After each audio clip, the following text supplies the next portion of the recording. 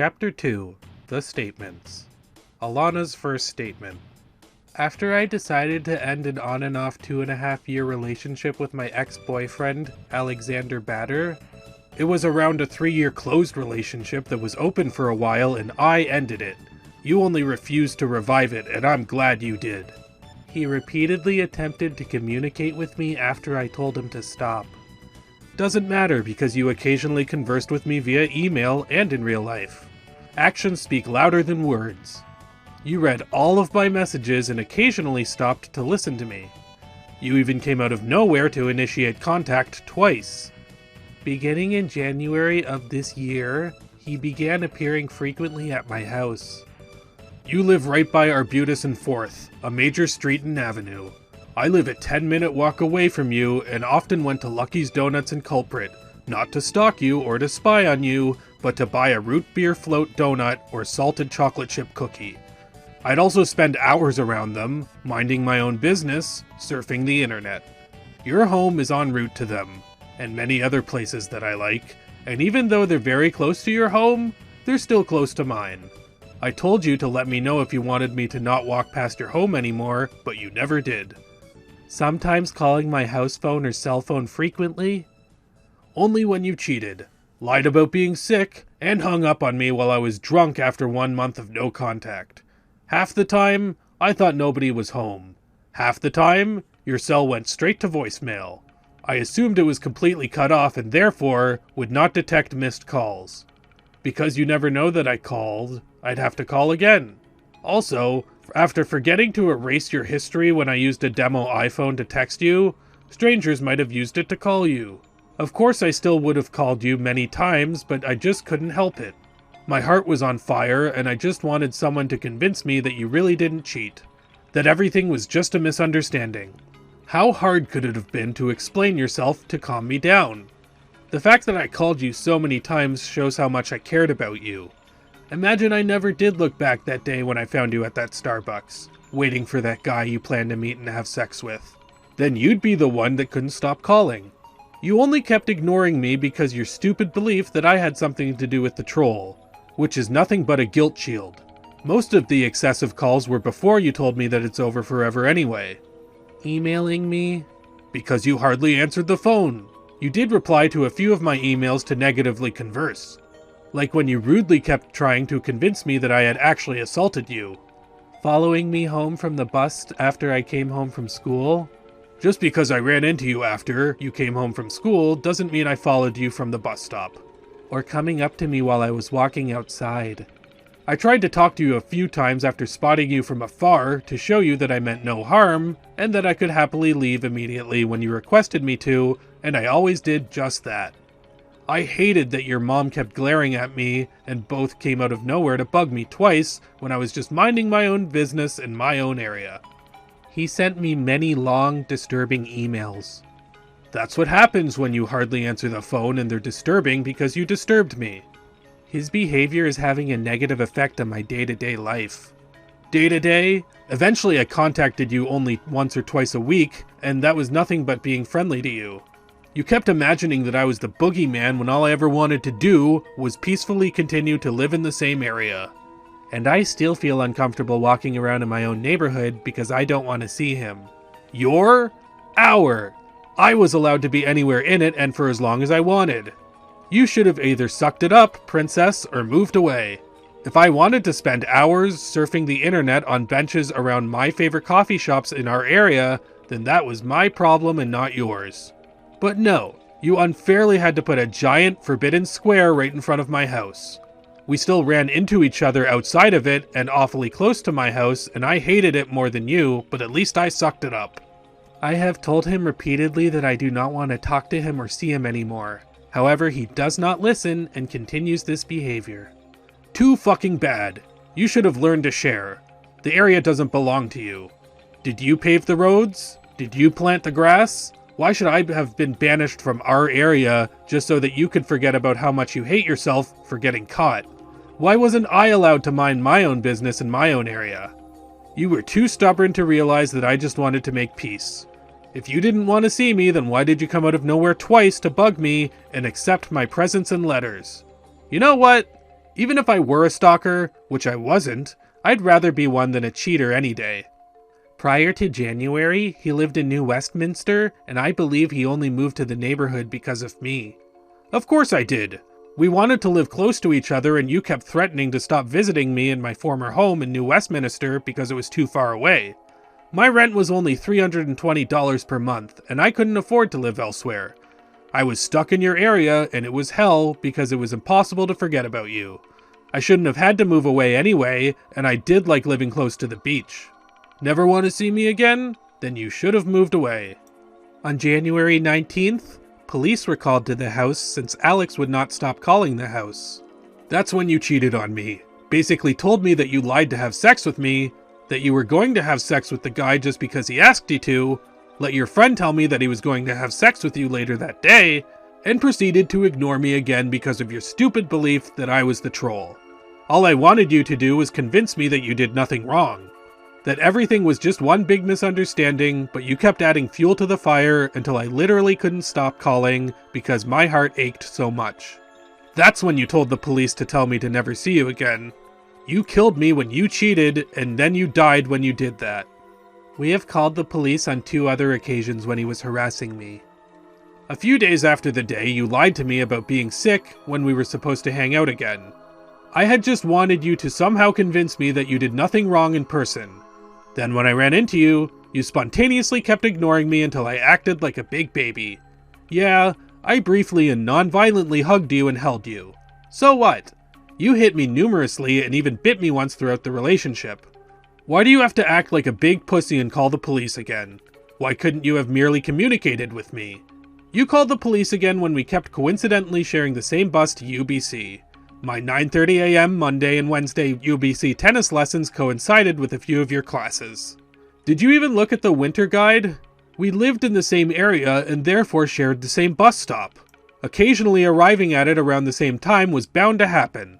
I only saw you on a Monday or Wednesday, did not see you every Monday and Wednesday. Once I saw you see me enter the bus before yours. You always saw me holding a tennis racket.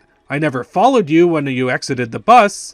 And once I told you not to follow me to the bus stop and you tried to anyway. Of course I had taken advantage of the situation by occasionally asking you a few questions that you answered. I always respected your space. You also called the police again after you came out of nowhere to bug me that night when our paths almost crossed. I never harassed you, for you occasionally had conversed with me, albeit negatively, via email and in real life. You read all of my messages and even stopped to listen to me a few times. Mere talking, negative or positive, is not harassment, dumbass. It's not like you were completely ignoring me, and I was usually as nice to you as possible, which I shouldn't have been since you cheated on me. Stop playing the victim. Over the past few months, Alex has been hanging around in the vicinity of our apartment, within 2 blocks, and I often see him when I go out of my house, or when driving near my house. He usually sits at coffee shops and benches in the neighborhood.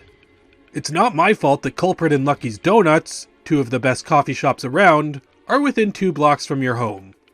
They were also within 11 blocks from my house. I would sit on the benches for hours outside of Lucky's Donuts in free, good Wi-Fi, indulging myself in the world of the internet to escape the nightmarish reality, which included being trapped in your area, that you bestowed upon me. I never even had internet at home, was jobless, so depressed that I didn't have the will to do anything else, never had to buy anything, could bring food from anywhere, and talk loudly on Skype outside in the beautiful weather.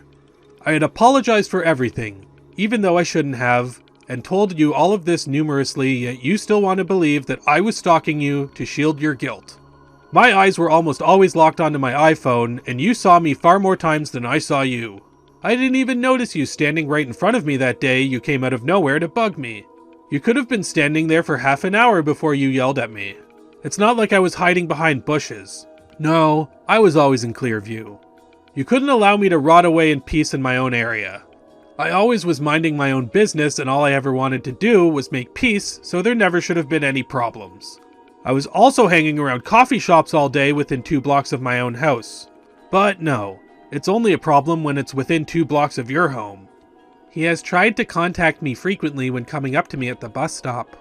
Yeah, when my 9:30 a.m. Monday and Wednesday UBC tennis lessons coincided with a few of your classes.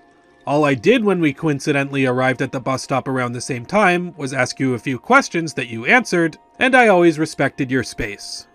Trying to talk to me on the street. Only when I ran into you or spotted you from afar. Hi, I'd say. Go away, you'd say. Okay, I'd say as I happily and immediately left. You acknowledged this by saying trying. I wanted to show you that I meant no harm and could happily leave you alone immediately when requested, and I always did just that. I was sick of you and your stupid mom believing that I was the boogeyman. I hate that you both came up to me twice out of nowhere to yell at me, when all I wanted to do was make peace, and I hated that your mom kept glaring at me while monitoring me like a hawk. And last night on June 24th, he walked up with me to my house even after I told him to leave me alone. You followed me from Vancouver to Surrey, even though I kept telling you to go away, and even ran a few times. I was walking home at night from Culprit, minding my own business, when suddenly I hear you calling me disgusting for blowing my nose. I looked up to see you creepily standing there in the corner of U and 5th, waiting for me to walk up to you. You startled and provoked me and then, before I could stand up for myself, told me not to follow you when I happened to be walking in your direction anyway. Your home was one of the fastest routes between Culprit and mine. Because you waited for me to walk up to you, you technically followed me for half a block until you reached your gate. You synchronized our journeys. Therefore, you should have desynchronized them. Nobody had told me not to walk past your home. I had even told you to tell me if you wanted me to avoid walking past it, but you never did. I like how you said, he walked with me even after I told him to leave me alone, implying that it was the first time that I continued to walk with you after you told me to leave you alone, and it was. Again, I merely did so to stand up for myself. You cannot come out of nowhere, insult someone, and then tell that person not to follow you to block that person from being able to stand up for themselves. You had already done that to me once before when I was sitting on a bench, minding my own business, and I wasn't going to tolerate it again.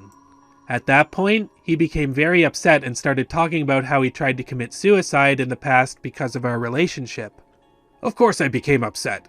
I was trying my hardest to make peace. I had just sold all of my consoles to give you a diamond ring and given you a handwritten apology letter, even though I shouldn't have apologized, or I should have at least waited for you to apologize first, and instead of at least respecting me, you came out of nowhere to insult me twice when I was just minding my own business. Actually, I tried to commit suicide once when I was drunk because my first love and best friend for around 3 years cheated on me, tricked me into consenting by lying to have sex with me, let her friend tell me that he was going to have sex with her later that day, kept playing games with my broken heart, told me that it's over forever when I acted like a big baby after I ran into you because I couldn't endure the heartache anymore, told me to die when I fell down and cried, spread false accusations, and kept calling the police on me. I took 10 Advil pills, but part of me knew they wouldn't be enough. It wasn't just you, though. My good friend Jonathan told me he didn't think we should be friends anymore, merely because I was being a little emotional, and then proceeded to walk away on the day that I found out you cheated on me. My other good friend and business partner, Wahid, accused me of running away with his money after I told him that I needed to be left alone for a while, when he could have merely held my video games as hostage. He refused to ship the games that sold on eBay, and thus crashed both it and PayPal. Then I closed my YouTube channel because I was angry at the troll for ruining our friendship. Now I thank him for giving me the truth. Then I stopped talking to my family because I hated the way they treated me, especially my parents for circumcising me. It's a horrible surgery and it actually causes brain damage. They robbed me of something that belonged to me. My own body disgusts me. They all left my life too, and I'm glad they did. I needed all of the demons to stay out of my life, and that includes you. There have been countless nights of infinite crying. I wanted to live on a deserted island. I made new friends, but I fear that I'll hate them too if I get to know them well enough. Wait, why do you care? You told me to die after I fell down and cried, I just want to die. Then die, you replied as you heartlessly sprinted through the back door as if that was the chance to escape. Oh, let me guess. You said that because I was bugging you. Heartless pig. He was yelling in a very loud voice and disturbed the neighbors. Then maybe you shouldn't have startled me by creepily standing ahead of me, looming from the darkness, and insulted me just after I'd given you a $1,210 diamond ring and a handwritten apology letter. I had tried my best to contain the anger, but I just couldn't bottle Satan in a thin glass jar anymore, and I had to stand up for myself. Oh no, the poor neighbors. You shouldn't have upset me and then waited to walk with me up to your home. This has happened before on frequent occasions, where he has loudly disturbed the residents of the apartment while trying to get into the building and speak with me. Oh, like the night you made me believe that you instantly replaced me with a complete stranger? The both of you watched the bouncers drag me out when I tried to dance with you to get you away. I couldn't understand why neither of you were cooperating. Of course I took a taxi to your house, climbed over the gate, and angrily pounded on the door. Every second of believing that you instantly replaced me with a random stranger was too much to bear. Had you immediately told me that he was your date and I was dancing aggressively, I would have completely understood. Why do you keep bringing up the nightclub incident? We patched that up. If it bothered you so much, why didn't you respect my choice to just be friends again? Why did you keep bugging me to have sex with you again? You are such a problem. Stop padding your words with incidents that we already dealt with to artificially make me look worse. Why not throw in that time you got upset because I never brought you that sandwich at Starbucks?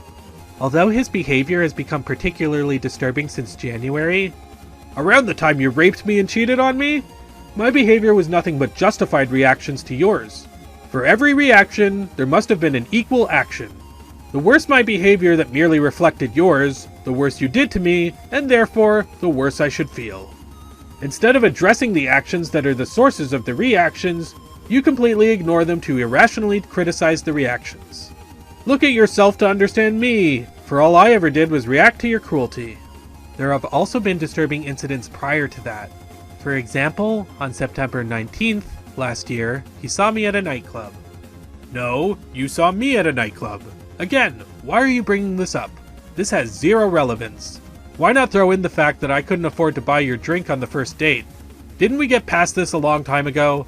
I can't believe this consumes 1/3 of your entire statement. This is practically evidence that you're trying your best to prove to yourself by trying to prove to everyone else that I'm just as horrible as you to compensate for your guilt. Truth is, I'll never be as horrible as you, for your betrayal will always be worse than annoyance, and while emotions enslaved me, evil enslaved you. I couldn't stop communicating with you because I cared about you too much, and I just wanted you to remove that sword that you lodged through my heart when you tricked me into consenting and cheated on me for every passing second was unbearable agony. Everything you did to me will always be worse than anything I ever did to you, and everything you think I did to you. You chose to show that you believe the worst despite what I say, to immure your guilt even though you know I'm not the liar that you are. In actuality, you know that I'm right and you're wrong, but you'll never admit that, for then you'd have to face yourself. I think you show extra guilt because you bottle the fact that you actually cheated on me numerously. By seeing how upset I was when I discovered that you cheated, you realized how upset I'd be if I knew about the other times. Even if you actually did nothing wrong, letting me believe that you're evil is still evil. If I was so bad, then why did you keep bugging me to have sex with you? Why didn't you agree with my choice to just be friends? Where I was with my friends and aggressively tried to dance with me. You let me dance close to you. Why couldn't we dance closely with each other at a nightclub? We were in an open relationship. Because you didn't want your date to see? Why couldn't you have told me that you were on a date? Again, we were in an open relationship. Of course I would have understood. I was dancing aggressively with you? Then why didn't you tell me? I would have toned it down a notch. I was drunk and perhaps a bad dancer. Why would you promise to dance with me again later if you just wanted to get away? I didn't even know your friends surrounded you when I found you with that guy, whom I thought to be a complete stranger, with his arm around you. It looked like you ditched me in our dance to flirt with a complete stranger in the middle of nowhere. Of course I was trying to get you away from him. See what horrible communication does? And then when I tried to get him to leave me alone, oh, by not telling me that I was dancing aggressively? By promising to dance with me again later? By not telling me that you were on a date? By just standing there and being quiet when I tried to separate you from the guy who I thought to be a complete stranger? You internalized what everyone else needed to know and assumed we just all understood. He began to get more aggressive until he was eventually removed from the nightclub. Of course I got more aggressive. It looked like you had instantly replaced me with a complete stranger. Sure, we were in an open relationship, but you don't ditch the man you've loved the most for 2.5 years at the time to flirt with a complete stranger. Do you know how much that hurt? You made me feel like nothing. Like I was the complete stranger. You should have taken the time to see things through my perspective. I was too drunk to logically assess the situation for possible answers. You were sober, so what was your excuse? I couldn't understand what was going on. I didn't know why you weren't cooperating. Why couldn't I vocally or physically, yet non-violently, persuade you to get away from him to dance with me again? Especially since you promised to dance with me again later, and it was later. I was trying to get intimate with you to trick the guy into believing that I was your boyfriend so that he'd leave. I thought you'd understand. You could have told me right then and there that he was your date. Or did you not want him to know that you were in an open relationship with me? I never assaulted you, nor did I commit battery. There was never an apprehension of immediate physical contact in the mind of a reasonable person, nor was there any physical harm. I never actually got you to budge. Your feet remained firmly implanted on the floor. If you did tell me to go away, I didn't hear you because the music was too loud and I wasn't always looking at your lips. You could have spoken louder or actually pushed me away. You could have taken me aside to communicate with me. Instead, you just stood there. Then, just a few seconds later, you and that guy, whom stood right beside you, watched the bouncers drag me out. It was the worst feeling of betrayal, and it was all due to your inability to communicate. I didn't know that your other friends also encircled you. I had never seen your date or your friends before. It looked like strangers surrounded you while one had his arm around you. Due to the giant misunderstanding that you could have prevented, I humiliated us in front of everyone. Had you told me you were on a date, I would have left immediately. Or you could have introduced me to your date and your friends, and we could have all partied together. You didn't want to upset me? How could I have gotten upset? Again, we were in an open relationship. You saw me grind another girl. Why was I allowed to grind other girls around you, but you weren't allowed to bring a date to the nightclub that I happened to be at by major fluke? How could I not have understood? I'm sure your date and friends had not a clue what was going on either. They probably thought I was the complete stranger. I actually feel bad for your date. He thought I was trying to steal his girl. No wonder he called the bouncers. You were the only one with the answers. Yeah, I was drunk that night, but I never planned for you to run into me. He then turned up at my house around 1 a.m. and climbed over the apartment gate. Then came up to my door and aggressively started pounding on the door, demanding to come inside. It was the feeling that you instantly threw me into the gutter for a complete stranger that drove me to take a taxi to your home, climb over your gate, and pound on your door. Every passing second was another knife going straight into my heart. I needed you to clear the confusion as soon as possible, as I felt like I wanted to die. He remained outside until I eventually let him in. Therefore, climbing over the gate was not trespassing, for my existence was not unwanted. This caused a lot of noise and disturbance to myself and the neighbors. Oh, boo fucking who.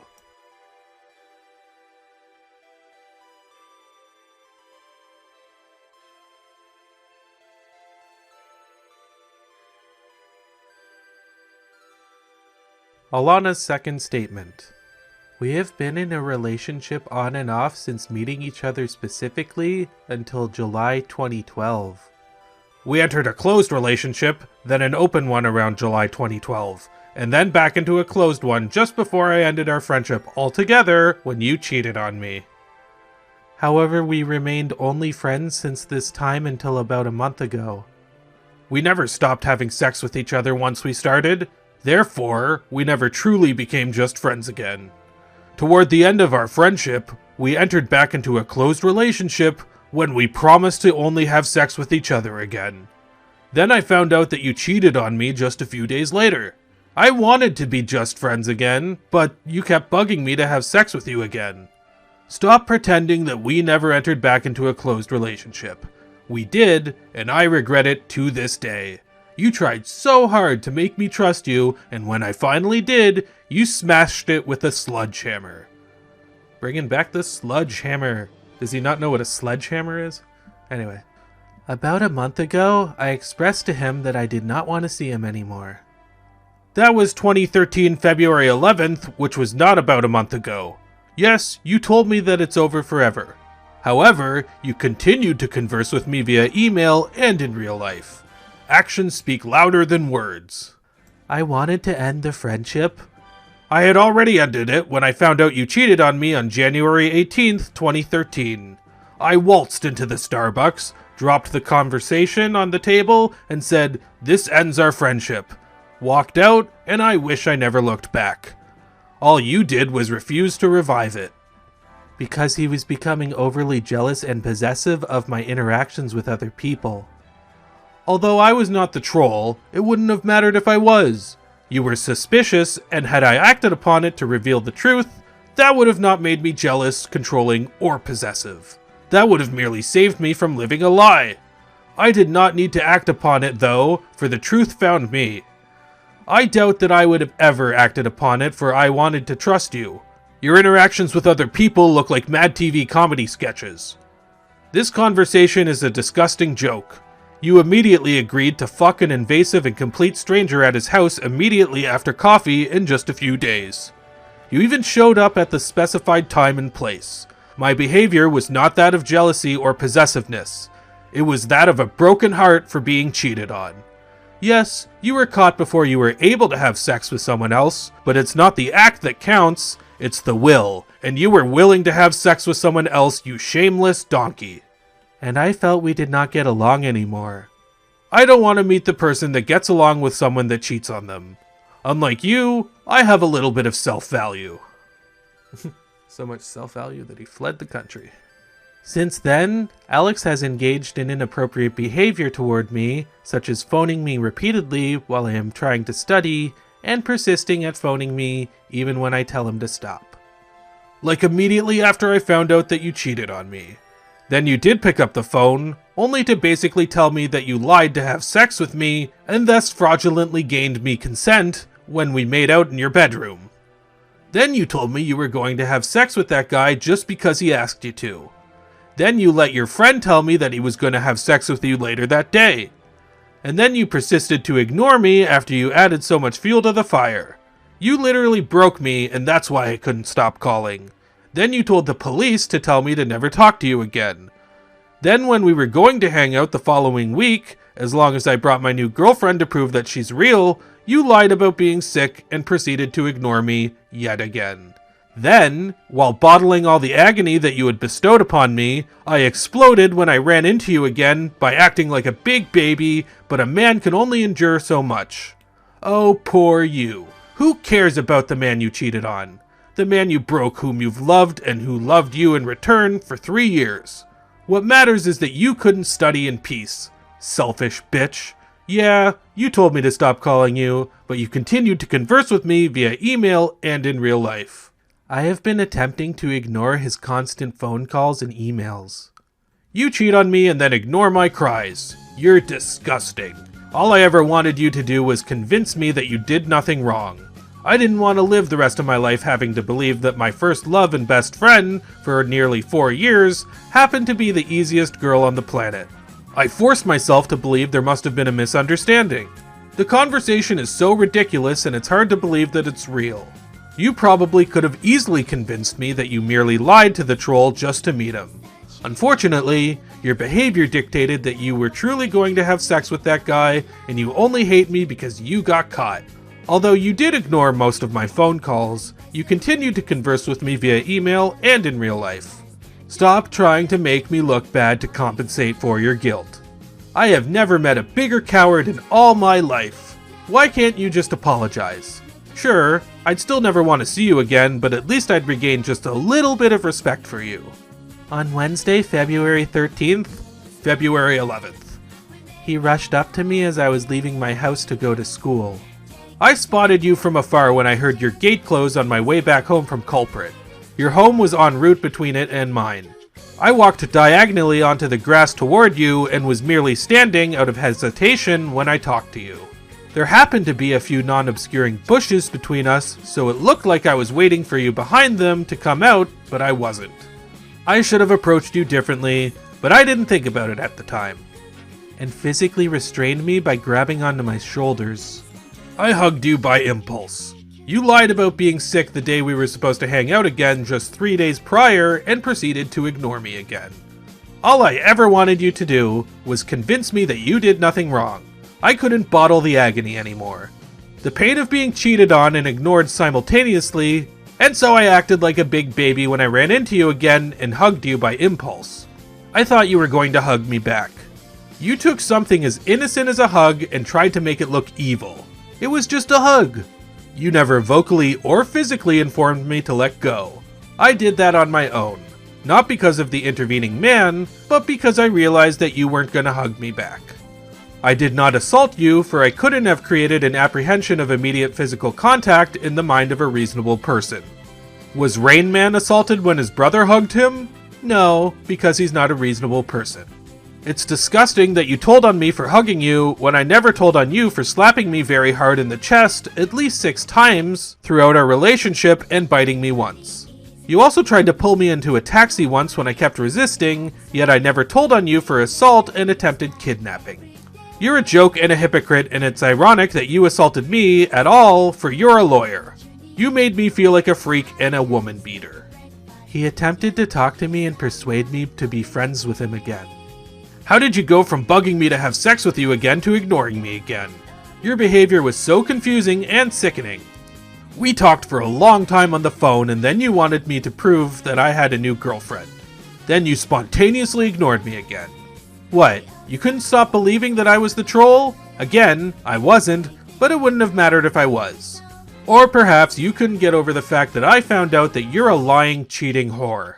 All I wanted you to do was convince me that you did nothing wrong and tell me why you were spontaneously ignoring me again. Instead, you continued to ignore me, which only made me more upset. He kept repeating, "Just wait, I want to talk to you. Why won't you talk to me?" I wish I could have contained myself more, but you had toyed with my broken heart too much. What did you think was going to happen when I inevitably ran into you? We lived in the same area. I became frightened and anxious while he was doing this. You made me do it by stabbing me in the heart so many times and then continuing to ignore me. Anxious? All you had to do was communicate with me. That would have calmed me down. Frightened? That's a load of bullshit. You'd know I'd never hurt you. You even admitted it later on. You also admitted that you do not fear for your safety. Stop playing the victim. All I did was run into you, briefly and non-violently hug you and hold you, and ask you a bunch of questions. Stop playing the victim, you selfish bitch. And walked quickly over to a busy street about a block away from my house. If you wanted to calm me down, why didn't you just communicate with me? You had plagued me with too many questions. By ignoring me and walking away, you only upset me more, and I was unable to contain myself, and that's when I became a big baby and hugged you. You never told me to go away, nor did you run away. I had assumed that you were walking at a moderate pace because you were late to school. At least when you stalked me 2 cities away when I was merely ignoring everyone for a while, I kept telling you to go away and even ran a few times. Then, when you broke down crying, I hugged you. You walked away when it was your turn to hug me. Then you told on me when I never told on you. I could have got a restraining order on you, but I didn't because I felt for you and understood why you did what you did. I actually feel a bit bad for ignoring you, you selfish, hypocritical, heartless bitch. Why were you allowed to act like a big baby and stalk me 2 cities away, but I wasn't allowed to act like a big baby and follow you in my own area after running into you? It's also ironic that you stalked me for you're a lawyer. Oh, it doesn't matter that you stalked and assaulted me for it was all a long time ago? Everything I did was also a long time ago. You make me sick. Where somebody saw what was going on and intervened, warning they would call 911 if he didn't leave me alone. Quite unlike the man that actually yelled at me for refusing to enter a taxi with her when she was trying to pull me inside. When a girl wants you to go home with her, you should go home with her, he said. What a twisted planet. I actually did go home with her that night when I wanted to say goodbye to my acting friends on graduation day. He let go of me as a result of this. Actually, I let go once I realized you weren't going to hug me back. The man had nothing to do with it. That day I came home from school, he was waiting for me a block away from my apartment, which was my direct route home. I did wait for you to return home. I was so messed up that I thought playing a song you like with my saxophone for you would make you talk. Before I could play it, you ignored me again. And again, followed me and tried to physically restrain me by grabbing onto my shoulders. I briefly and non-violently held you because I feared that you would disappear forever through that back door. Again, you never vocally or physically informed me to let go. I only did when you told me that it's over forever. That's when I fell down crying. I just want to die. Then die, you replied before sprinting through the back door as if it was your chance to escape. and asking me to talk to him and listen to his explanation as to why we should still be friends. All you had to do was communicate with me to calm me down. By continuing to ignore me, you only made me more upset, which continued to make you more upset. He also grabbed my phone when I was trying to phone my mom. Instead of ever telling me to go away, you spontaneously stopped and were initially going to call the police. I grabbed your phone to stop you. You called your mom when I gave it back after you promised to call me back later that day. To come outside and help me. Which was completely unnecessary.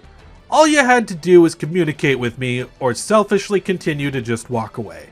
You don't repeatedly stab the man you've loved and loved you in return for 3 years and then bury him under a rock to run away from the mess you created. That's selfish and cruel.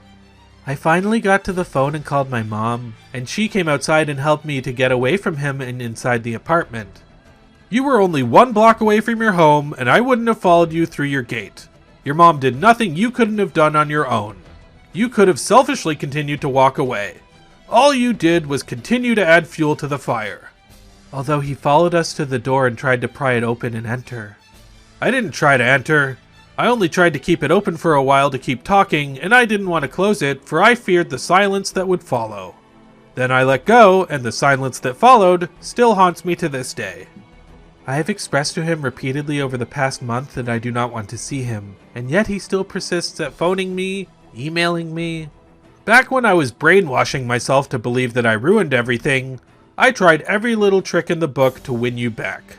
I acknowledged that you don't want to see me anymore, but minds can be changed, and so I persisted at trying to change your mind, until my own mind cleared, and I realized that you don't ever want to see me anymore, because I remind you of your self-hatred for cheating.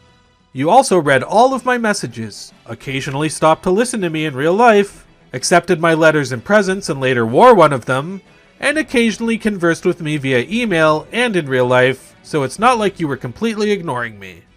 And showing up around my house. I lived very close to you. Whenever you saw me around your house, I was merely minding my own business. During our relationship, Alex was never physically violent. Can't say the same about you. During our relationship, you slapped me very hard on the chest at least 6 times and bit me once. Although he was very possessive. Because you think I was the troll. Again, it wouldn't have made a difference if I was. You only hate me for finding out the truth. And would sometimes attempt to restrain me. For example, last year when I was at a nightclub with my friends, he tried to physically restrain me by putting his arms around me and not letting go. I wanted that guy, whom I thought was a complete stranger, with his arm around you to fuck off. It seems as though you ditched me in our dance to flirt with a complete stranger. I felt so betrayed and I thought he'd leave if I ever got him to know that I was your boyfriend. That's why I tried to intimately dance with you again. You even promised to dance with me again later, and it was later. I thought you would cooperate. I couldn't understand why the two of you weren't budging. I was drunk, so confused, and couldn't hear what the two of you were saying over the loud music. Part of me thought you were merely being shy.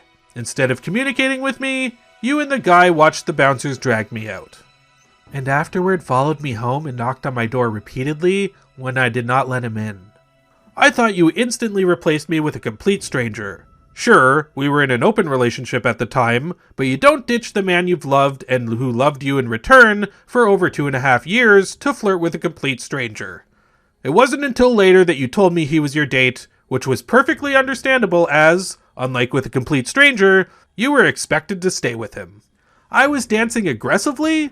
I was drunk and perhaps a bad dancer. You could have told me and I would have taken it down a notch. Or perhaps you just didn't want your date to see you dancing intimately with another guy. You probably never told him that you were in an open relationship and that I was your boyfriend. Your date and friends all must have thought that I was a complete stranger. As I had never seen those friends before, it looked like you were summoned by strangers while flirting with one. Didn't want to dance with me later? Then you shouldn't have promised to. You were on a date? Then you should have told me immediately when you ran into me. I would have left immediately. Or you could have introduced me to him and all of your friends and I could have partied together. Due to your lack of communication, everyone was confused. The bouncers probably thought I was a random schmuck trying to get it on with a random girl. Of course I took a taxi to your house, climbed over the gate, and pounded on your door. I needed answers, for the pain of believing that a complete stranger replaced me was too much to bear. The club incident is why I later just wanted to be friends with you. If you had cared about the club incident so much, why didn't you respect my choice to be friends again? Instead, you kept bugging me to have sex with you again. I didn't know that you had lied when you promised to only have sex with me again to trick me into consenting. You're a sick fuck.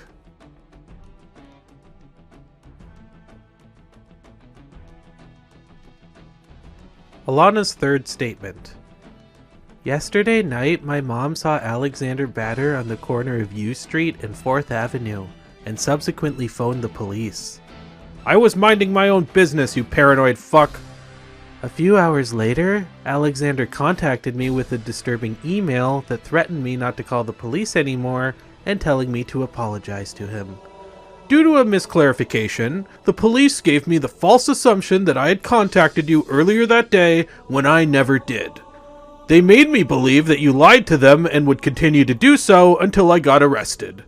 Because I had already told them to tell you to leave me alone, I didn't know what else to do, but I justifiably threatened you to stop so that I could stop living in fear in my own area. I think after everything you've done to me, I deserve an apology from you. It's time for you to man up and take responsibility for your actions. Had you remained loyal, none of this would have happened. You triggered the chain reaction of bullshit by cheating on me, and you know it. He also posted a link to a disturbing blog post entry that discussed his feelings for me. Feelings of disgust. I had to delete the blog after I discovered that you sent the email to the police. I didn't want them to twist words around. I am fearful of Alex. Stop playing the victim to shield your guilt, you lying cunt. You later admitted that you don't believe that I would harm you. Considering that you've actually assaulted me numerously in the past, I actually have more reason to fear you. And he strikes me as unpredictable. Hey, I'd rather be unpredictable than predictable any day. And obsessive. Obsessed with everything that you've done to me, and you've done a lot.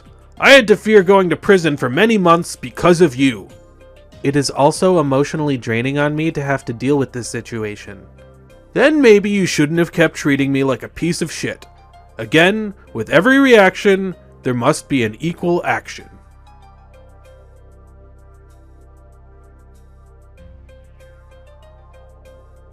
Alanna's mother's first statement. Between January of this year until June 24th, we have had to call the police on 4 occasions, not had, chose, regarding Mr. Batter disturbing my daughter, following her and calling the house. Your daughter raped and cheated on me. She fraudulently gained my consent by lying to have sex with me, and we made out and got intimate in her bedroom. I still feel violated. Excluding the 2 times where she came out of nowhere to bug me, I never followed her after she told me that it's over forever. I only briefly followed her in our area a couple of times before because I couldn't understand why she was spontaneously ignoring me. I couldn't endure the pain of having my broken heart torturously played with any longer. She followed me far worse, like the day she followed me 2 cities away from Vancouver all the way to Surrey. She purposefully ran into me, and I actually told her to go away and even ran a few times. She never vocally or physically informed me to go away. She just emoted it, but I was too enslaved by my own emotions to notice. I only looked for her once, and that's when I tried to play a song that she likes for her on my saxophone to make her talk. I kept calling because I wanted her to somehow convince me that she didn't actually cheat, that it was all just a misunderstanding. I kept calling again when she lied about being sick on the day we were supposed to hang out again. That was the day I thought she'd convince me that she did nothing wrong in person. She spontaneously ignored me, and while my heart knew that she had changed her mind about ever wanting to see me again, my mind didn't want to believe it. I basically stopped calling her excessively once she told me that it's over forever. It wasn't until much later that I realized she had given me a gift when she cut me out of her life. She's a coward for hating me just because she got caught cheating. Alexander Batter has attempted to communicate with my daughter, Alanna, after being told by her, myself, and the police to keep away from her, our house, and to stop calling the house. Before the night she waited for me to walk up to her at the intersection, nobody told me to walk past the home. I even told Alanna to tell me if she wanted me to reroute away from it, but she never did. I only walked past it when I was en route between my home and another destination. I actually don't recall you ever telling me to stay away from her. It doesn't matter what she or the police said. I continued to talk to her because she occasionally continued to converse with me via email and in real life, and actions speak louder than words. She read all of my messages and even occasionally stopped to listen to what I had to say. It's not like she was completely ignoring me. She pretends that she was, though, to artificially make me look worse. That's why she never forwarded all of my emails to the police. Even if she deleted her replies, you'd still be able to tell that a lot of my emails are replies to her responses.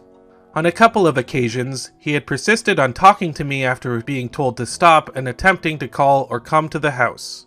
I never wanted to talk to you. I only ever wanted to talk to Alanna. Again, for the longest time, nobody told me to walk past your home.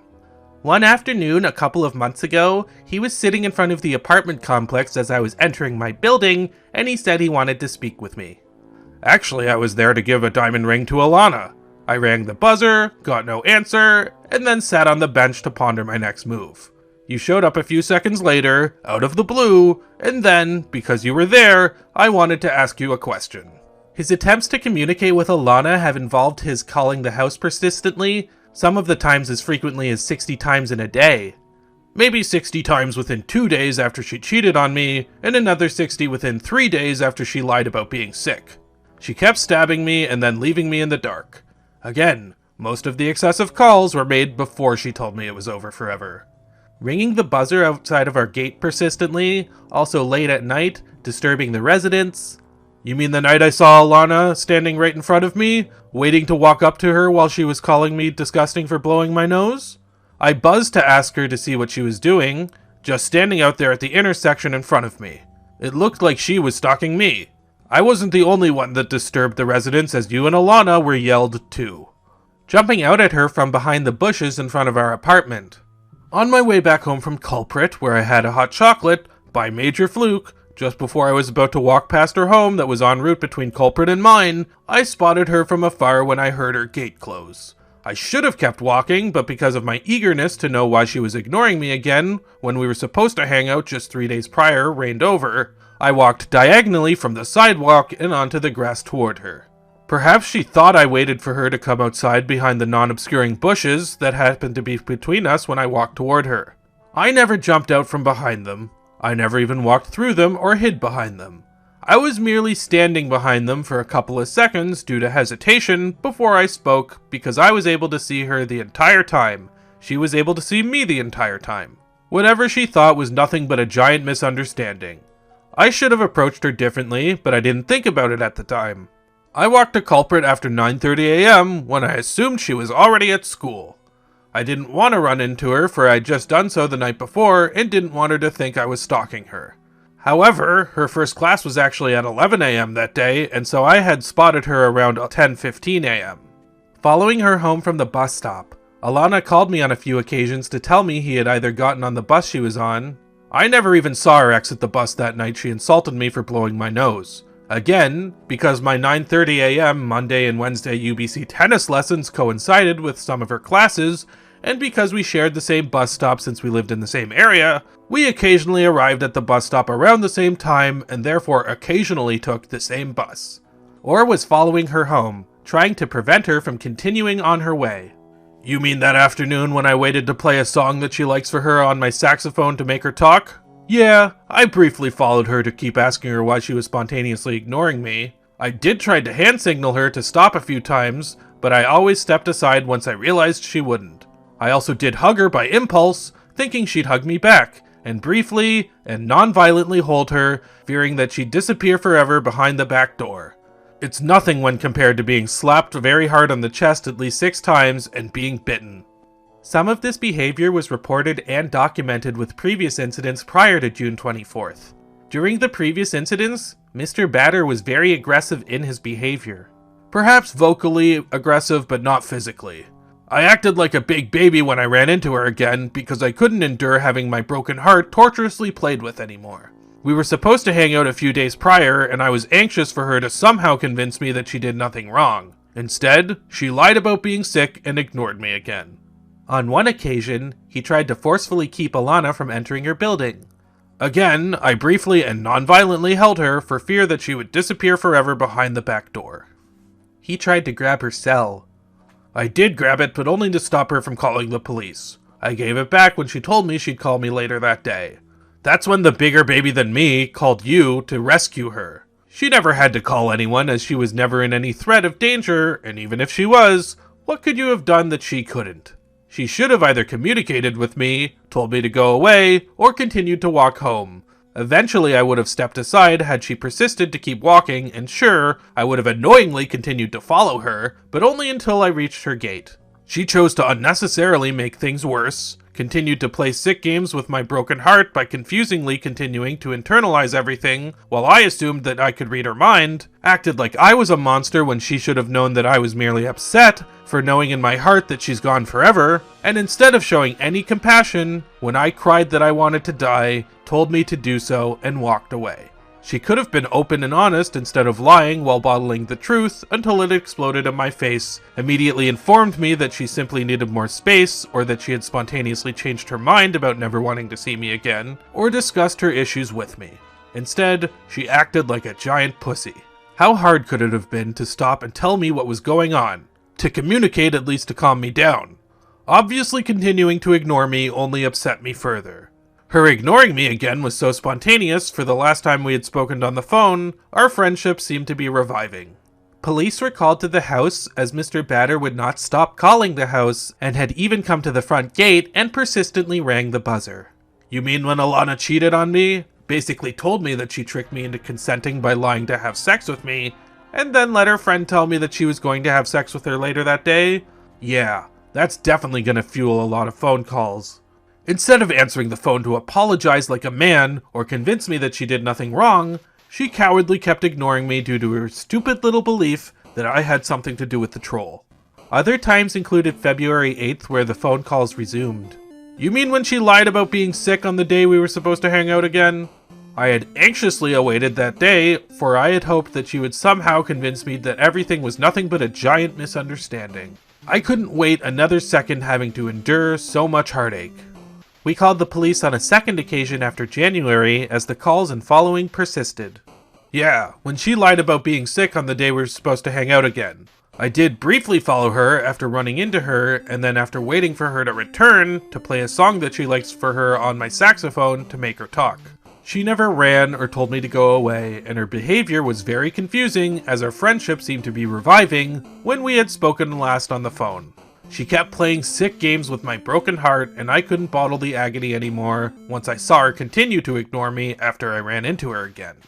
Prior to last night, June 24th, the third occasion where we called, wasn't that the fourth?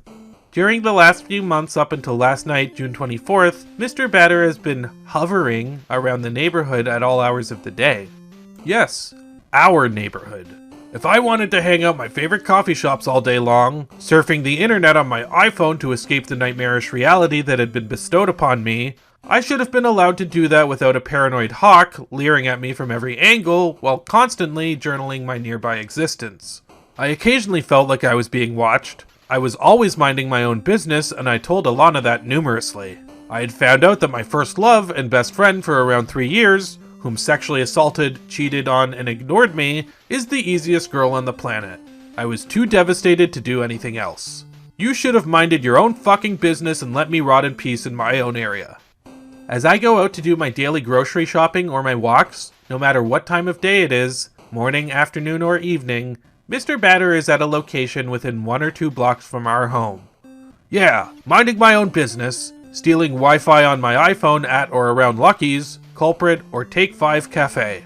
It doesn't matter what I was doing, for, excluding the night where she insulted me for blowing my nose, every time I talked to Alanna, I left immediately when requested.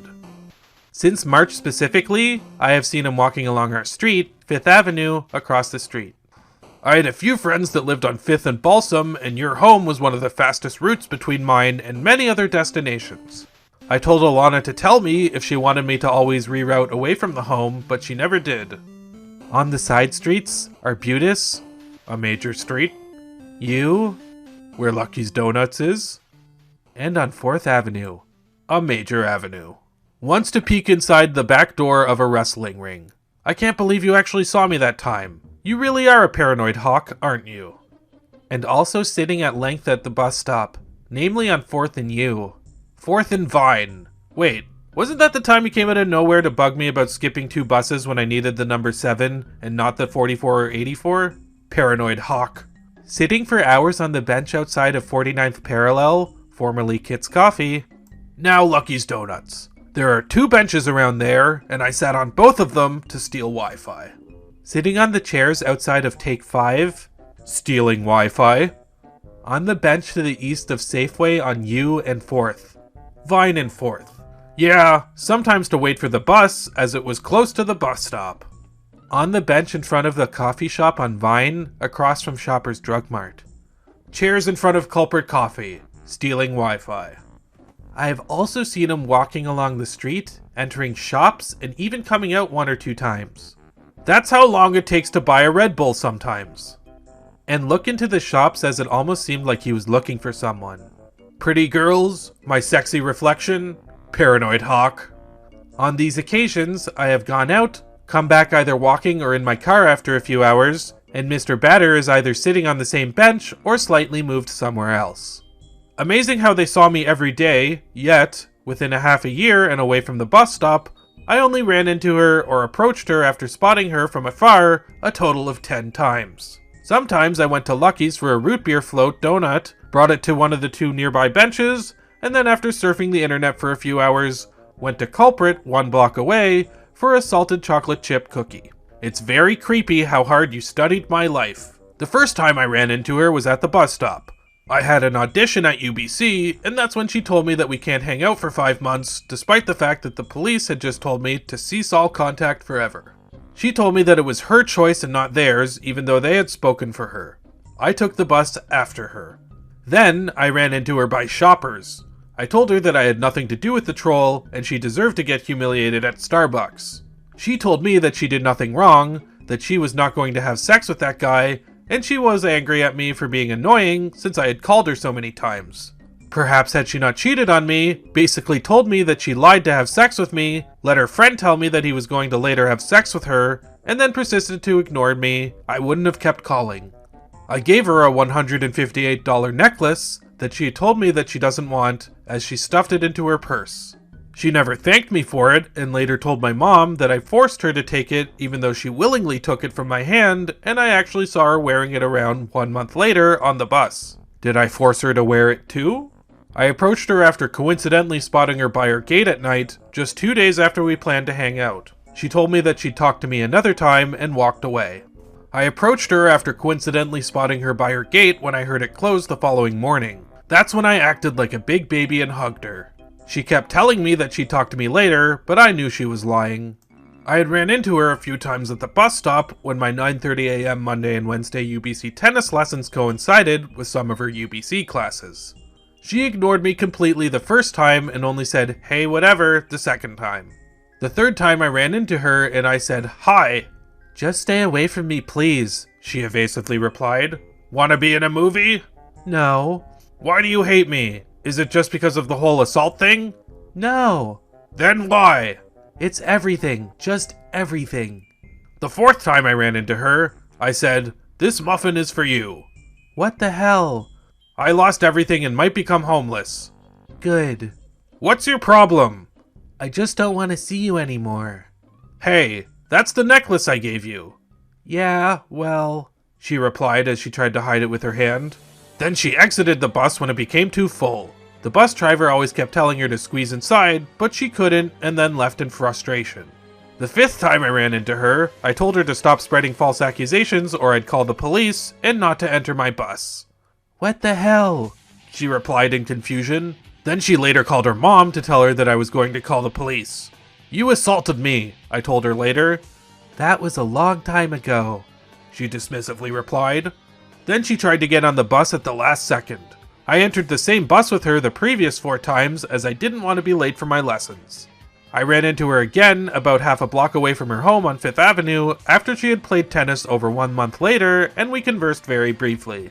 I acted cheerful to show her that I was happy without her and immediately left when requested. I kept calling her again one day when I was drunk after she hung up on me. That was the day I took 10 Advil pills. I sold all of my consoles to buy her a diamond ring. I buzzed her home to tell her that I wanted to give her something, but nobody answered. I sat on the bench in front of her gate to ponder my next move. That's when her mom came out of nowhere to tell me to go away. I carried the ring with me for days until I ran into her again by the bus stop. It was in a small box when I gave it to her, and she initially told me that she didn't want it, but after looking me in the eyes while listening to my small speech, she willingly took it from my hands before entering the bus, where I assumed she opened the box. I took the bus after her. Then we crossed paths at the intersection of 5th and Arbutus. Neither one of us stopped walking, and we actually laughed at the coincidence. It seemed as though the ring was working its magic. Then I approached her after coincidentally spotting her at the Whole Foods market. She walked away and actually told me that she'd talk to me later, but of course it was the same lie to get away. I regret hesitating to leave immediately. I finally did when I saw a random guy talk to her. I looked back to see them walk away together because they were both nicely dressed. It later dawned on me that she was actually waiting for her date when I talked to her. Perhaps she was startled because she thought I was either going to ruin her date, or that I pretended to be her date, as she thought I did when she got caught cheating. Unfortunately for the date, he was real that time. Then I approached her after coincidentally spotting her about 1 block away from her home on 5th Avenue. I gave her a handwritten apology letter that I had carried around for a few days. She willingly took it from my hand, stopped, looked me in the eyes, and listened to me talk for a while. I acted cheerful to show her that I was happy without her and immediately left when requested. I approached her after coincidentally spotting her more than 3 times. Once just outside of McDonald's, again just 1 block away from her home on 5th Avenue, and once in Culprit. I cheerfully, to show her that I was happy without her, left all of those times immediately when requested. Therefore, she had assumed that I was stalking her that night when she waited for me to walk up to her. She knew that all she had to do was tell me to go away, and I would have cheerfully cooperated. However, she kept choosing to insult me. She sent her mom to bug me twice, came out of nowhere to bug me twice, and sent the police to bug me 3 times and arrest me once. My neighbor has also seen him around the neighborhood and close to our home on numerous occasions. Minding my own business. This has made me very nervous due to his previous behavior towards my daughter. Oh, like the day I acted like a big baby when I realized in my heart that it was over forever? That had been a long time ago, and all she ever had to do to calm me down was communicate, but she did the complete opposite by ignoring me again. My behavior had reflected everything that she did to me. Her cruelty was the source of it, and I was very cheerful toward her afterward, and she knew it. She knew that I wasn't any kind of threat. She later admitted that I was never physically violent toward her, and that she didn't think I'd ever actually harm her. She just wanted to kick me out of my own area for seeing me kept reminding her of her guilt. She just wanted to be able to cowardly run away from herself. And also the disrespect he had toward me whenever I tried in the past, on her request, to tell him to go away and leave her alone, and to stop bothering our home and our neighbors. Oh, like when you came out of nowhere to bug me when I was walking away from Culprit to Lucky's, and after I had skipped 2 wrong buses at the bus stop? It was bad enough that you kept leering at me, piercing into my soul. I was actually polite to you, and Alanna sent you? Why would I go away from my own area? I wouldn't have been bothersome had she had not come out of nowhere to insult me for blowing my nose. On March 20th, Alanna called me to tell me that he was bothering her. I had seen him later that day in front of Capers close to the bus stop. The day I told her to stop spreading false accusations or I would call the police. Instead of talking to me like a man, she called you like a mommy's girl, even though she hates you. She then hypocritically tried to get on the bus after I told her not to. In May, there was also numerous days where he was hanging out around the neighborhood for several hours. On May 15th, 20th, 25th, 27th, and 31st. These were only some of the days as I have not documented them all. Is your journal, that you could have technically made up, supposed to be major stalking evidence? All you ever did is prove to me that you're a paranoid hawk that creepily and constantly monitored my nearby yet justified existence. It was my neighborhood too. You should have learned to share, you spying vulture. Throughout this month, Mr. Batter was in the neighborhood for the duration of the day, almost on a daily basis. Our area, my business. My fear was that he had been waiting for an opportunity to contact my daughter, as home is trying to get home.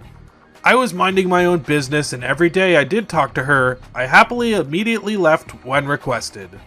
On the evening of June 24th, as Alanna was walking home from her bus stop, she had gotten off of the 84, at the bus stop by 4th and Vine at approximately 9:45 p.m., Mr. Batter approached her at U and 5th and began shouting at her until she reached her front gate and was told to leave by myself and our neighbors. I approached her after she stopped and waited for me to walk up to her, and I shouted at her after she kept insulting me. Our paths coincidentally almost crossed, and she followed me up to her gate as I was going to walk past it anyway. She only told me not to follow her as an attempt to stop me from standing up for myself. She had played that game once before, and I forced myself to cooperate. I wasn't going to tolerate being a verbal punching bag any longer. I had basically just told her to at least respect me, for I had just apologized for everything, despite the fact that almost everything is actually her fault, and gave her a diamond ring. Only one neighbor told me to leave. I had seen him earlier that day inside 49th Parallel on 4th and U, and then again a few hours later, sitting on the bench outside of the yellow coffee shop on Vine between 4th and 5th, not sure of the name. You mean inside Lucky's Donuts and sitting on a chair just outside of Culprit? I later sat on the brick slab that jutted out from the bottom of the window after Culprit closed to continue stealing Wi-Fi. It was approximately 3 hours after this that he approached Alanna as she was making her way home. Yeah, after she had stopped and waited for me right in front of my path. Had she never stopped and insulted me, I would never have seen her that night. Had I never blown my nose, she would never have seen me that night. She later admitted that she merely assumes that I saw her exit the bus, but I was still at Culprit where the bus stop is invisible. If I had planned for our paths to cross, why would I blow my cover by blowing my nose? You can't take false assumptions and then turn them into facts. I had called Alanna to tell her that I had seen him and to warn her. You called her to tell her that you saw me? Didn't you just say me that you saw me every day? Holy shit, did you call her every time you saw me? Isn't that unnecessary since, according to her, she also saw me every day? What is she, blind? Amazing how I had found her even though you warned her. So Alanna knew 3 hours in advance that I was at Culprit, yet she didn't go out of her way to avoid me? Is it not more likely that she spied on me there until she saw me leave, and then been the one to plan for our paths to almost cross? I didn't even know she had an evening job. I'll give her the benefit of the doubt and assume that as she was about to turn onto the left of the intersection of 5th and U, she stopped and looked to the right when she heard me blow my nose. That's when she assumed that I saw her exit the bus and planned for our paths to almost cross. Instead of walking away, she said, "Ew, that's disgusting," and thus Hulk was summoned. She never had to call the police that night. All she had to do was at least respect me. Just as she was entering her front walk, God, you make her sound like a fucking bird. You've already turned her into a slutty psychopath by suffocating her with your overprotectiveness. Congratulations. I opened the door and could hear Mr. Batter shouting at her and telling him to leave. Then maybe she shouldn't have kept insulting me. I heard him say the word suicide. I am not sure if he said he had tried or had thought of it. I tried to try while drunk and depressed, mainly over everything that my first love and best friend for around 3 years did to me. He also shouted that he was not stalking her. Thank you! Alanna quickly entered the gate, while those pathetic lips merely and silently quivered after I asked her if she was really going to have sex with that guy. That's when I knew for certain that she is truly a lying, cheating whore. Our neighbors from both the first floor and the 4th floor came out at that point, and the neighbor on the 4th floor told Mr. Batter to leave while he was shouting. And that's when I left. This neighbor in the past has intervened and told Mr. Batter to leave the premises. Yeah, on a completely irrelevant occasion. Last night, from the landing, I had also shouted at him to leave. You see, you shouted too. Everyone shouted. Had Alanna not insulted me, however, there would have been complete silence. He continued to ring the buzzer a few times after Alanna came in. He also tried to call her a few times and tried calling the house from a payphone to ask her why she had creepily waited for me to walk up to her. In the past, Mr. Batter would call us persistently from numerous local coffee shops and businesses. This was reported to the police at the time. Back when I only wanted her to convince me that everything she said and did was nothing but a giant misunderstanding, for every passing second was torture. I know she kept ignoring her phone when she immediately saw my call number on display. Throughout the month of June, prior to June 24th, I had seen Mr. Batter on the following dates, random times throughout the day in the above-mentioned locations, including our street. June 3rd, 4th, 5th, 6th, 7th, 9th, 10th, specifically in the neighborhood. There were several other days throughout the month, except for 1 or 2 where I did not see Mr. Batter around our apartment, but I did not document them. I have, for the above, stated days documented at the time of day. Again, just minding my own business in our area.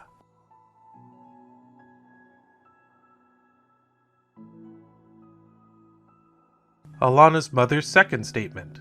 Since June 24th, the evening the police came to our house as Mr. Batter had followed Alanna home. I never followed her home. She waited for me to walk up to her at her intersection, and I happened to be heading in the same direction she was until she reached her gate half a block away. Shouting at her not long after she had gotten off of the bus. Then maybe she shouldn't have called me disgusting for blowing my nose and falsely accused me of stalking her. I was just minding my own business when I saw her, looming from the darkness, waiting to walk up to her while crossing her arms. As she was about to turn left at the intersection, she must have looked to the right to see me when I blew my nose. Then, instead of ignoring me and continuing about her way, she waited for me to walk up to her and insulted me. At the time, we probably thought that we were stalking each other. She must have assumed that I saw her get off the bus and that I had planned to cross paths with her. If that was the case, I wouldn't have been looking down while blowing my nose. I would have been looking straight while keeping quiet. Our paths almost crossing was nothing more than a fluke. Had she not been there, I would have walked past her house anyway, for it was en route between my home and Culprit where I was. The bus stop is invisible from Culprit and I was there stealing Wi-Fi. She technically followed me when she waited for me to walk up to her before walking again.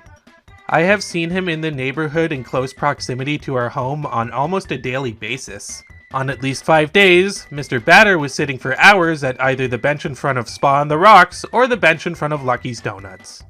I was depressed and didn't want to do anything else but surf the internet on those 2 benches on opposite sides of the road or around my favorite coffee shops that, although are very close to where you live, were still close to where I lived. I didn't have internet at home, was jobless, and didn't have anything else to do, you paranoid hawk. Late afternoon, Alanna's sister saw Mr. Batter walking along Arbutus close to 5th Avenue. Arbutus is a major street that was right next to my house, and West 4th Avenue is a major avenue that's next to your home. I was probably on my way back to Lucky's Donuts or Culprit, you paranoid hawk. Later that evening, I saw Mr. Batter sitting on one of the benches at 4th and U. I do not recall which one it was. The one in front of Spa on the Rocks on the opposite side of the road from the one in front of Lucky's Donuts. Both are in free, good Wi-Fi. Does it really matter which one I was on? Again, I was just minding my own business. On another occasion that week, I saw Mr. Batter walking along 5th Avenue right across the street from our condo. I had a few friends that lived on 5th and Balsam, and your home was often en route between mine and many other destinations. I told Alanna to tell me if she wanted to avoid 5th Avenue altogether, but she never did, so I didn't think it mattered if I occasionally walked past your home on it. Further, Mr. Batter was on the benches for several hours on at least 3 of the days between the 26th and the 30th. Minding my own business. On the 30th specifically, I recall he was on the bench at 49th Parallel, Lucky's Donuts, for the duration of the evening, as I had gone out walking and he was there at the beginning of my walk and was still there when I saw him approximately at 9:30. I'm a nerd! Sometimes I'm on the internet for many hours. On Monday, July 1st, as I drove my vehicle out of the laneway from our underground garage, at approximately 4:30 p.m., both Alanna and I saw Mr. Batter on the bench in front of Spa on the Rocks at 4th and U. He was there at approximately 5:30. It was at this time I called the police as it made me very nervous, thinking that he would continue sitting there until Alanna would come home from her summer employment job at UBC at approximately 9:30 p.m. I was afraid that he would wait and follow her again as he did the previous Monday. You paranoid hawk. Again, I was minding my own business. I didn't even know she had an evening job. Again, that Monday, while again, I was just minding my own business, she came out of nowhere to insult me. It's so creepy how you and her kept monitoring me like vultures. My eyes were almost always locked onto that stupid iPhone. If I was stalking her, I would have seen her at least almost every time she saw me and approached her all of those times. It came to the point that whenever I left the house, I would see Mr. Batter either walking close to our home on one of the nearby streets, traveling from one nearby destination to another. or sitting on the benches along 4th Avenue for several hours at a time. Minding my own business. This has been very unsettling and uncomfortable for me. You should have learned to suck it up, princess, as I was just minding my own business in my own area that you happen to share.